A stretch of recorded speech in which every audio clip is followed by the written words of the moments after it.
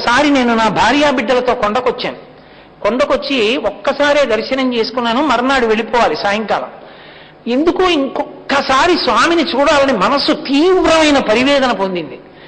కానీ ఎలా పిచ్చేళ్ళ ఏమిటో నడుచుకుంటూ పూర్వం వైకుంఠం క్యూ కాంప్లెక్స్ దగ్గరే ఉండేది కరెంట్ రిజర్వేషన్ కౌంటర్. తెల్లవారుజాము సమయంలో అక్కడికి వెళ్ళాను. వెళ్ళి నిలబడ్డా. పెద్ద క్యూ ఉంది.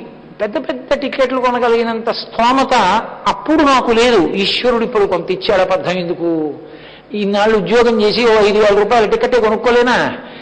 ఆనాడు అంత స్తోమత కూడా నాకు లేదు యథార్థంగా. కాబట్టి నించుని చూస్తున్నా. ఒక 100 రూపాయలు అయితే కొనగలను. నాకు ఎలా దొరుకుతుంది? అర్చనానంతర దర్శనం దొరుకుతుందా? దొరకదు నాకు. కాబట్టి అవధిహ వెంకటేశ్వర దర్శనం అని. ఏమో నువ్వు అనుగ్రహిస్తే ఎందుకు అవదయా? అవుతుంది. నువ్వు నన్ను అనుగ్రహించగలవా? వెళ్ళిపోనా అనుకున్నానంతే. ఇంతంత రాళ్లు పడ్డాయి ఆకాశంలో.